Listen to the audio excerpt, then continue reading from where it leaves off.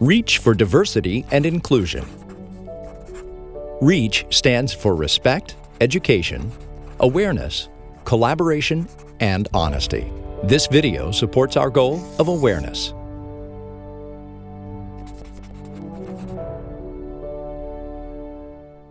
I was discharged from the Army in 2005. After I got home to the States, things were tough. I was homeless for a few years, and I struggled with substance abuse. Those were not good times. One day, I met a homeless outreach coordinator at the shelter where I was staying. She told me about the VA Domiciliary Care for Homeless Veterans program. With the help of that coordinator, I was able to take advantage of the Housing and Urban Development Veterans Affairs Supportive Housing, also known as HUD/VASH program, which helped me to find permanent housing.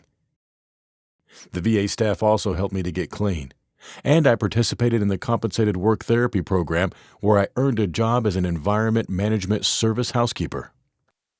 While working there, I learned about the work-study program. I enrolled, worked hard, and eventually earned my bachelor's degree in healthcare management. In my time at VA, I completed the VA Faculty Lead Management Program and received VA Peer Support Certification and VHA Mentor Certification. I'm proud of myself, and I'm proud of my time with VA. I've shared my story with several employees, and they found it really helpful to them. We had a veteran come in the other day who was homeless, and the nurse treating the veteran was a colleague of mine.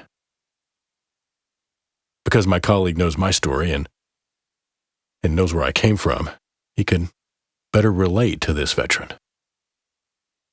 I shared my story with that patient too. I told him how much the programs at VA could benefit him, just like they helped me. People just need to know that you understand their background and their needs. It makes a difference. Diversity is more than a buzzword. It encompasses everything that makes us unique.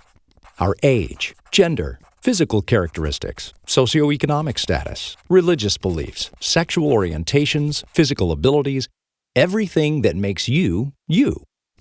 These differences and similarities help the staff at VA to connect to our veterans and stakeholders. Just as we, the staff, are diverse, so too are our veterans and stakeholders. Not surprisingly, diversity has a positive impact on business performance. Diverse teams have been shown to be more creative, better at problem solving, better at decision making, and more productive.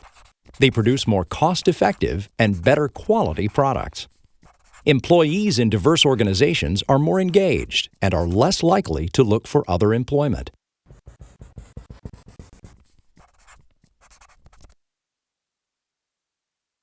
I joined the Air Force in 1979 and was stationed in the Philippines. That was a huge culture shock for me, and it took me a while to adapt. My time there really taught me to be respectful of others' differences, especially cultural differences. After leaving the Air Force, I started working at VA, and am now an Office of Diversity and Inclusion lead in the VA Office of the Medical Inspector. I mentor and coach staff across the country and develop annual diversity and inclusion goals that align with VA ODI strategic goals. It might sound cliche, but our office is such a melting pot. We have so many generational, racial, ethnic, religious, and linguistic differences. It's refreshing and provides an opportunity to learn something different every day, but it also means that we have to be sensitive to one another. That cultural competence I learned from my time in the Air Force, well, I use it on a daily basis. It is a necessity. Along with an awareness of our diversity, cultural competency has become more than a recommendation. It has become a necessity. Our employees and veterans come to us from different backgrounds and cultural heritages. Cultural competency allows us to come together in one system among professionals and caring individuals so that we can work efficiently. As a unit, we can better support our fellow employees and provide the best care and services to our veterans. And this doesn't just apply to cultural diversity. I started working at VA a couple of years ago. I was a little nervous when I first started. When I was younger, I injured my leg in an accident, and now I have to walk with a cane. When I was a little kid in school, my classmates would often pick on me or exclude me from group activities or class projects. Because of this, I was worried that my new coworkers would treat me differently. My disability can sometimes cause people to think that I can't do the work, or that I'm fragile and can't handle a heavy workload or busy schedule. But when I got to VA, I was appreciated for my abilities. No one treated me differently, or talked to me like I couldn't do my job, or like they had to be especially careful with me. It's been great working here. And I think in part because of the differences in our ways of thinking and approaching challenges. My team was recently recognized for significantly improving workflow processes and efficiency in our department. Growing up, Xian experienced barriers to inclusion from classmates who treated him differently due to his disability. If this were the case in the workplace, it could very well prevent someone from reaching their full potential or contributing fully to the company. Xian's classmates had internal biases. They had a prejudice in favor of or against one person or group compared with another. Oftentimes, bias is something that is unconscious, and so the person may never realize that they even hold that bias. This unconscious bias can lead to micro-inequities, which are ways in which people are overlooked or singled out because of an unchangeable characteristic. An example of this would be if a supervisor met with their team and only focused on the individuals that were the same gender as them.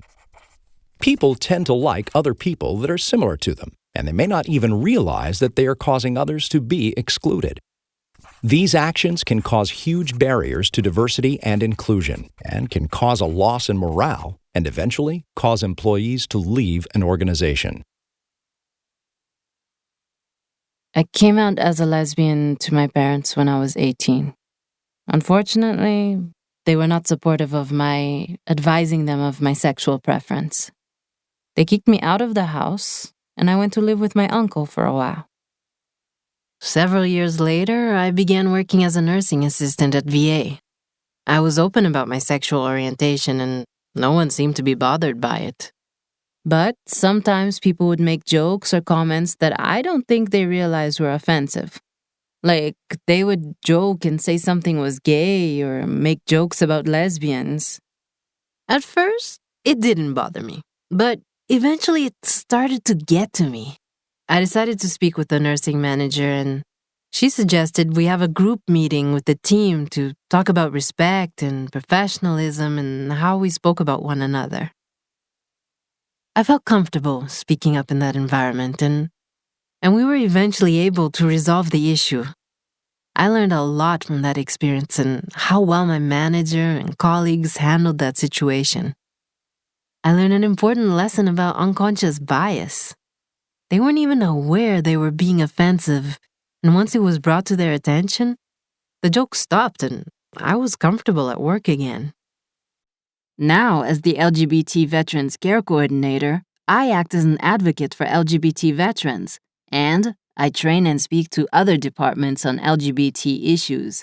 Our LGBT program is very active in the local community, and our facility has been named an LGBT healthcare equity leader for the last 2 years, which is so great. In Rosalina's example, her coworkers joked about sexual orientation without realizing they were causing a hostile work environment. Others use humor as a way to deal with their own uncomfortable feelings. I met Rosalina at a community lesbian, gay, bisexual, and transgender support group.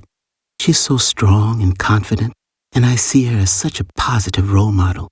I attended one of her talks on awareness and unconscious bias, and as a transgender female, it really spoke to me. I've always known I was different, even from a young age, But back in the 60s, there were no role models and no one I could talk to about my feelings. As a boy at 18, I enlisted into the Air Force as Daryl and stayed in the military for 20 years, hiding who I was the entire time. I hid everything and considered myself a cross-dresser, wearing women's clothing when I was at home. I struggled with my identity and feelings through 2 marriages that both ultimately ended in divorce. After the second divorce, and after retiring from the military, I ended up in a VA medical center looking for help with depression. Going to that medical center, that was one of the greatest decisions of my life. The team there was instrumental in helping me realize that I wasn't just a cross-dresser, but I was transgender, and that I was Amelia, not Daryl. The transition is not without its challenges. Family, friends, and co-workers who were used to seeing me dressed as a man and calling me by one name have to accept me dressed as a woman by a different name. My sister's struggling and uncomfortable with the change, and some of my coworkers still slip and call me Daryl. But it's a process, and it will take time. I still receive counseling at the medical center, as well as transitional care and hormone therapy. I now also volunteer at the medical center on the LGBT support group with Rosalina. We want to help the growing community of transgender veterans and increase awareness. In fact, recently I was invited to speak to the associate director and other leaders and staff members here to educate them about transgender, which I am honored and excited to do. When Amelia first came out to her coworkers as her true self, some employees could have resorted to humor or jokes as a way to deal with their feelings or make light of the situation. While humor can help relieve tension, people have different perspectives on what is humorous. While someone may not intend for a joke or comment to be offensive, it is important to think about others who might. Offensive jokes can be considered a form of microaggression. Microaggressions can be intentional or unintentional and include microassaults, microinsults, and microinvalidation. A microassault is usually an obvious verbal or nonverbal attack that can include name-calling, avoidant behavior, or discriminatory actions. These are similar to what most people view as racism. Microinsults are insensitive or rude remarks that demean the person's heritage or identity. They are usually subtle and nonverbal and are frequently done unconsciously. Microinvalidation includes remarks that exclude, negate, or nullify the person's thoughts or feelings. Imagine if you overheard a conversation between 2 colleagues. One individual asks, "Where are you from?" The other individual, who wears a hijab, responds, "Cleveland." The first individual then asks, "No, where are you really from?" Imagine how this may make her feel. This question may insinuate that she is not truly an American and could imply that she is an outsider. This is an example of a microaggression. It's important to think about what you're saying and how it may come across to other individuals. I began working at VA Medical Center a year ago, and when I first started, I'll admit that I was a bit nervous. You see, I'm Muslim, and according to tradition, I offer 5 prayers a day, typically at daybreak, noon, mid-afternoon, sunset, and evening. Some of these times are during my tour of duty. I was concerned that my fellow nurses would not appreciate the importance of my scheduled prayer breaks. I worked with my nursing manager to arrange my normal breaks at my prayer times and asked if it would be an issue to the team. She said that it would not be a problem and that I should inform the other nurses on my team. I spoke to the other nurses, and I was surprised that they were so understanding of my religious practices. Because of how supportive my team members are and the value we place on open, respectful communication, I'm able to observe my religious tradition without any negative impact on my fellow team members or our patients. Yesterday, I met with my nursing manager for my performance review, and she praised my work ethic and said I was a great addition to the team. She also said my patient satisfaction scores were very good. In fact, our nursing team had some of the highest patient satisfaction scores within VA. As a result of my nursing manager's consideration, I feel so welcomed and appreciated. I now routinely observe my medical center colleagues taking steps to be more considerate of the spiritual traditions of our patients and their family members.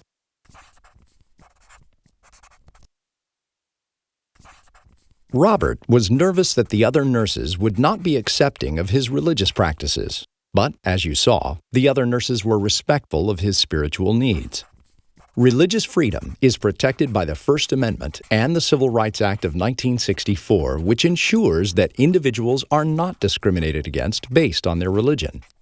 Religious and spiritual diversity can either bring strength to an organization or weaken it. Robert's story demonstrated the positive outcome of embracing religious diversity. When religious diversity is ignored or rejected, microaggression, discrimination, and even workplace violence may result. All of the stories you have seen in this video have shown various ways in which diversity can benefit VA and the individuals and families we serve. The best organizations have inclusive cultures with leaders who are committed to diversity and inclusion. At VA, this means inclusion among our staff and the customers we serve. While conscious or unconscious biases or behaviors can become barriers to acceptance and inclusion, awareness can help to overcome these barriers. The result is a more unified team that brings with it the strength of differing backgrounds, experiences, creativity, skills, and expertise. Employee retention and morale increases, as does the service to our customers and veterans. Reach for diversity and inclusion. REACH stands for respect, education, awareness, collaboration, and honesty.